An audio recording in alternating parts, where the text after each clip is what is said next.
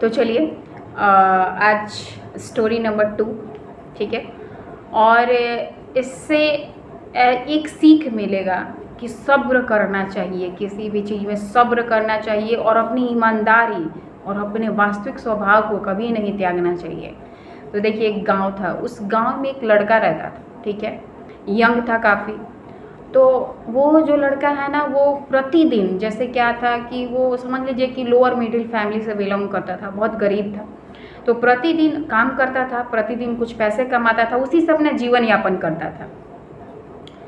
लेकिन एक दिन वो उसको काम नहीं मिला कहीं पे भी, और वो थक हार करके अपने घर आ रहा था।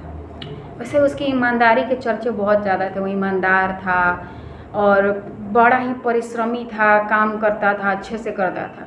लेकिन बेचारे को उस दिन काम नहीं मिला, तो वो घर आ रहा था उदास मन से, मुंह लटका के। तो एक पीछे से एक बुजुर्ग आदमी बोला, अरे कोई है, मेरा ये सामान बहुत भारी है कि मेरे घर तक कोई पहुंचा देगा। तो आनंद, उस लड़के का नाम आनंद था।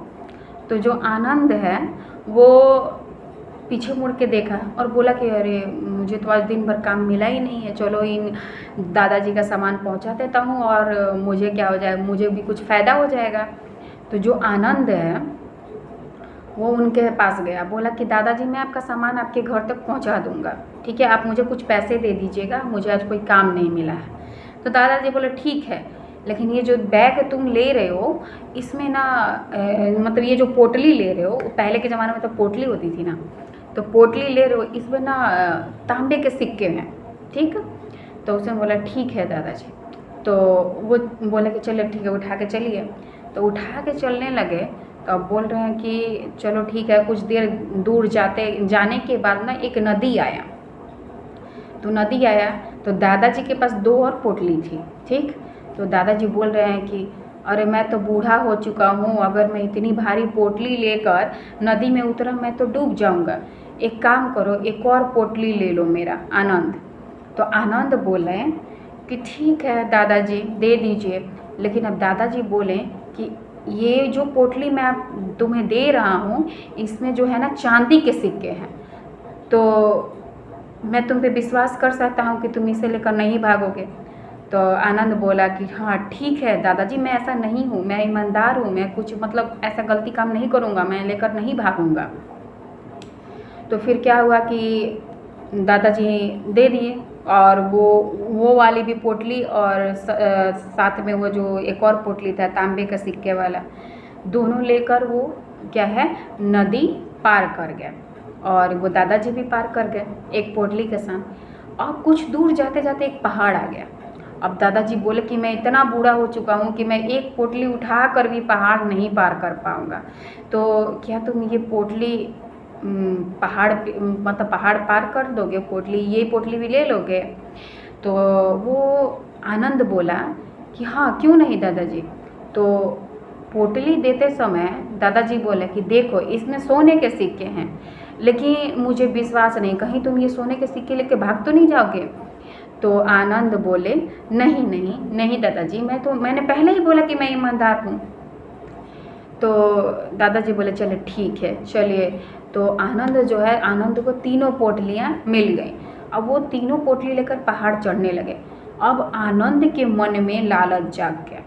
क्या लालच जागा कि अगर मैं, वो तो बूढ़ा आदमी है, वो अगर मैं भाग गया तो वो मुझे पकड़ भी नहीं पाएगा, और ये इस पोटली में तांबे चांदी सोने के सिक्के हैं, तो इससे मैं तो बहुत अमीर बन जाऊंगा, किसी सुंदर स्त्री से विवाह करके अपना जीवन बहुत अच्छे से बिताऊंगा, क्या ही हो जाएगा लेकर भाग जाऊंगा, तो वो दादाजी तो मुझे पकड़ ही नहीं पाएंगे, वो तो बहुत बुजुर्ग हैं। और उसके मन में लालच जागा, और वो क्या किया कि वो पोटली तीनों लेकर भाग गया। भागते भागते अपने घर पे पहुंचा, और घर पे पहुंच के आज जैसे ही पोटली खोला, तो पोटली खोलने के बाद उसमें से पता है क्या निकला? सारा का सारा उसमें पत्थर भरा हुआ था, तीनों के तीनों पोटली में। ना सोना का सिक्का, ना चांदी का सिक्का, ना तांबा का सिक्का, सब में पत्थर। लेकिन उसमें एक पेपर था, एक मतलब पत्र था। उस पत्र में क्या लिखा हुआ था कि मैं इस राज्य का राजा हूँ, और मेरा कोई पुत्र नहीं है और मैं किसी ईमानदार आदमी के तलाश में था जिसको मैं, और मेरा जो है अंतिम समय, मतलब उनका कहने का मतलब है मेरा अंतिम समय पास आ गया है, मेरी मृत्यु हो सकती है कभी भी। तो मेरा जितना भी राजपाट धन दौलत है, मेरा पुत्र ना होने की वजह से मैं किसी ऐसे ईमानदार व्यक्ति का तलाश कर रहा हूँ जिसके नाम मैं सब कुछ कर सकूँ। लेकिन अगर तुम इन सब चीज़ों को लेकर ना भागे होते तो आज मेरे उत्तराधिकारी होते। तो अब आनंद को बड़ा अफसोस हुआ कि भाई मैंने खुद का अपना स्वभाव छोड़कर ये बेईमानी के रास्ते पर जो चल पड़ा, ये सब कुछ इसने मुझसे छीन लिया। तो इस कहानी से यही सीख मिलता है कि जो आपका वास्तविक स्वभाव है उसको कभी ना बदले।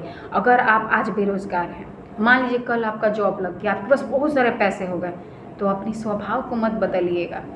किसी ज़रूरतमंद की मदद करिएगा, हर किसी से अच्छे से व्यवहार करिएगा, क्योंकि कोई भी चीज़ हमेशा नहीं टिकता है, हमेशा नहीं टिकता है। प्रकृति का नियम ही बदलाव है, ठीक है। बदलाव है लेकिन अच्छा बदलाव होना चाहिए, ठीक है। अपने अंदर की जो है आपकी खुद की पहचान, उसको कभी मत खोइए, कभी लालच के चक्कर में मत पड़िए और सब्र करिए। सब्र का फल हमेशा मीठा होता है। राधे राधे।